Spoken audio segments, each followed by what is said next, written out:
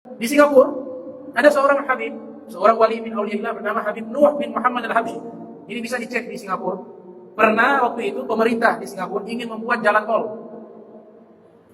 Dan lokasinya itu berbetulan di lokasi makamnya Habib Nuh bin Muhammad Al-Habsyi. Maka pemerintah berniat membongkar makam beliau, kuburan beliau, dengan tujuan membuat jalan tol. Lihat, ini yang percaya non-muslim. Yang percaya dan menyaksikan dengan mata kepala mereka, orang-orang non-muslim. Ketika mereka bawa bulldozer, alat-alat berat, untuk mau membongkar makamnya Al-Habib Nuh bin Muhammad Al-Habsyi rahimahullah. Sampai di depan makam, serentak mobil mati semua. Serentak seluruh mobil yang membawa alat-alat berat untuk menghancurkan makam beliau, serentak seluruhnya mati. Diputar lagi, menyala, jalan lagi, mati lagi. Sampai terheran-heran mereka. Tidak bisa bergerak. Telepon lagi, ganti mobil yang lain. Turun di hadapan makam beliau, mati juga. Sampai berhari-hari. Disebutkan dalam satu riwayat, yang memiliki proyek tersebut dengan niat jelek ingin menghancurkan makam kuburan daripada Habib Nuh bin Muhammad Al-Habsyi, dan dengan niat ingin menantang. Ini katanya kuburan keramat. Bisa nanti saya hancurkan. Tidak lama dia mati. Ini disaksikan oleh orang-orang Singapura. Akhirnya mereka cari solusi. Bagaimana ini? Sudah, buat jalan tol. Nanti pas di kuburannya Habib Nuh, tidak usah dibongkar, kita buat bangunan khusus. Nanti jalannya di situ terpecah dua. Di tengah-tengah makamnya Habib Nuh bin Muhammad. Sampai sekarang seperti itu. Jadi makam beliau di tengah-tengah jalan tol. Jalannya menjadi dua cabang. Di tengah-tengahnya dibuat tempat yang mewah. Disitulah makam Al-Habib Nuh bin Muhammad Al-Habsyi rahimahullah. Beliau ini mazhub. Beliau orang yang tawadu, orang yang rendah hati, sebagaimana sifat para wali Allah sebutkan, ibadur rahman alladzina yamshuna 'alal ardi hauna wa idza khatabahumul jahilun qalu salama. Para wali-wali Allah kalau berjalan di muka bumi, mereka merasa tidak memiliki apa-apa. Mereka merasa mereka hina, mereka merasa hamba yang kotor dengan dosa, mereka merasa adalah hamba yang tidak memiliki kemuliaan. Itu para wali. Habib Nuh bin Muhammad Al-Habsyi, saking tawaduknya beliau, disebutkan dalam biografi. Beliau selesai sholat subuh, setiap harinya beliau membawa permen dan biskuit dibagikan kepada anak-anak kecil yang beliau temui di jalan. Beliau salaman cium tangan ke anak-anak kecil. Beliau yang pertama kali mengucapkan salam, Assalamualaikum warahmatullahi wabarakatuh. Anak-anak kecil punya tangan dicium, kemudian dikasih permen. Itu amalan beliau setiap kali ba'da sholat subuh. Beliau berjumpa dengan Raffles, gubernur Batavia, yang kemudian nanti pindah ke Singapura dan dikenal sebagai orang yang mendirikan Singapura. Dia pindah ke Singapura tahun 1818. Pindah ke wilayah tersebut sebelum nama Singapura. Tahun 1819 Masehi. Maka dia jadikan pelabuhan perdagangan dengan pajak rendah. Itu yang kelak dinamakan pelabuhan Singapura dan berkembang menjadi negara Singapura. Sampai hari ini pelabuhan yang sangat maju, negara yang maju di dalam perdagangan. Ini Raffles pernah ketemu Habib Nuh bin Muhammad Al-Habsyi. Dengan kebesarannya, dengan jabatannya, dia sudah keliling di Bogor, kebun raya Bogor itu juga dia yang meneliti dan membangun. Raffles, dia punya buku sejarah berbahasa Inggris, judulnya History of Java, sejarah Jawa. Sampai ke Singapura, kebetulan Habib Nuh ada, karena tidak jauh beda zamannya. Diceritakan dalam kitab Al-Hadariqu fil Mahid Hindi. Habib Nuh hanya pakai sarung, dada terbuka, karena mazhub. Raffles dengan kendaraan berkuda yang mewah, dengan pakaian yang sangat lengkap, dengan jabatan-jabatannya. Lewat di depan Habib Nuh bin Muhammad Al-Habsyi. Dia anggap Habib Nuh bin Muhammad Al-Habsyi orang gila. Dia orang gila, minggir, saya mau lewat. Kemudian diludah oleh Raffles di wajahnya Habib Nuh bin Muhammad Al-Habsyi. Dia tidak mengenal ini siapa. Diludah. Mengenai wajahnya Habib Nuh bin Muhammad Al-Habsyi. Habib Nuh maafkan. Wa'afina anin nas. Kalau pribadi dimaafkan, para wali sifatnya tidak dibalas. Tapi yang balas siapa? Yang balas Allah. Nabi katakan dalam hadis qudsi, Allah berfirman, "Man 'adali waliya faqad adzantuhu bil harb." Siapa yang memusuhi para waliku, aku Allah memberikan deklarasi, aku akan memerangi dia. Setelah diludah oleh Raffles di wajahnya Habib Nuh bin Muhammad Al-Habsyi, dia berlalu, tidak lama kuda berontak. Kuda berontak. Sampai jatuh, tersungkur di atas tanah. Sudah terjatuh, itu kuda injak itu Raffles. Injak hampir mati. Untung ada pengawal-pengawalnya. Maka di saat itu Raffles menyadari bahwa ini karena perbuatan buruknya kepada orang tersebut. Dia suruh cari tahu itu siapa. Cari tahu. Mereka beritahukan, oh ini namanya Sayyid Nuh bin Muhammad Al-Habsyi rahimahullah. Orang-orang muslim menganggap beliau sebagai orang suci, seorang wali.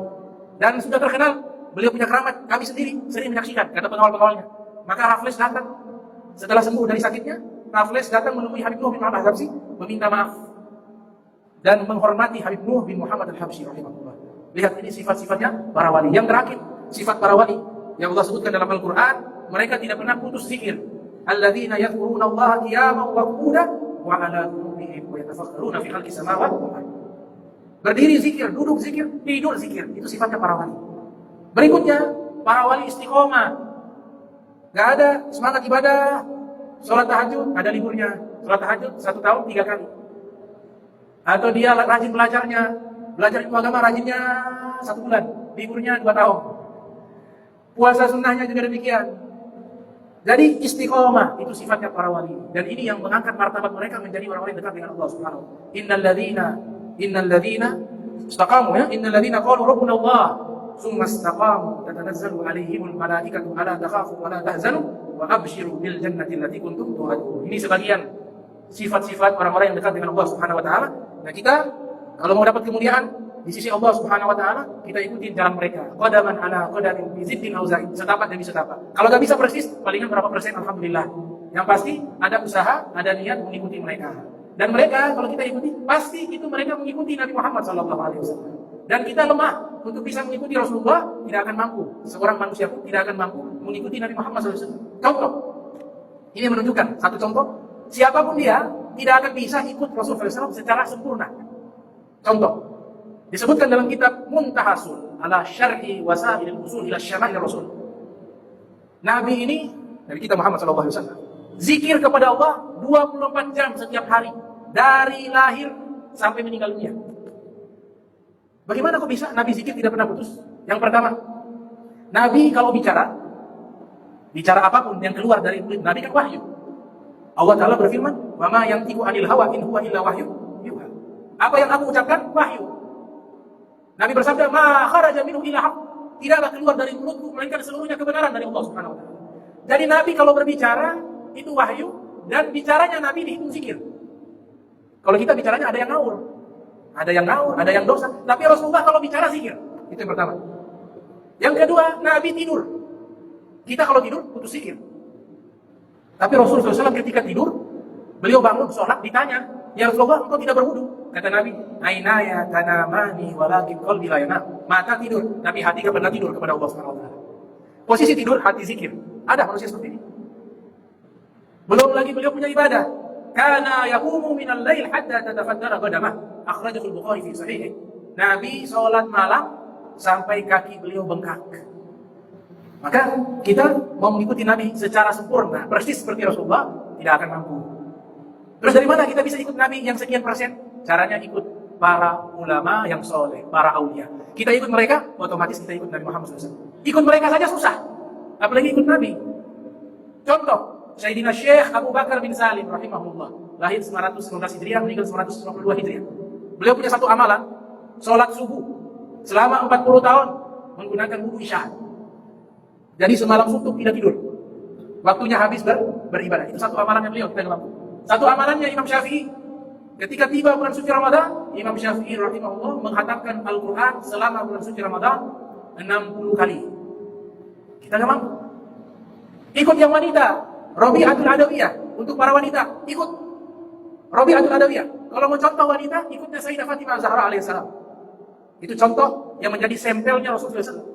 Qudwahnya Nabi Muhammad SAW. Dari sisi wanita, ikuti Sayyidah Fatimah Zahra, ikuti Sayyidatuna Khadijah Al-Kubra alaihissalam.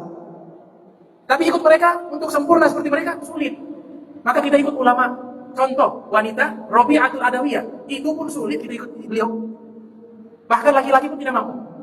Satu amalan beliau itu berhasil mengkhatamkan Al-Quran sebanyak 6.000 kali. Padahal ada masa haid. Abu Hanifah masuk ke dalam penjara, khatam 6.000 kali. Al-Habib Abu Bakar Al-Attas di Hadramaut, beliau punya amalan-amalan, di antaranya membaca surat Yasin setiap hari 10.000 kali. Jadi itu contoh bagaimana amal-amal kaum soleh.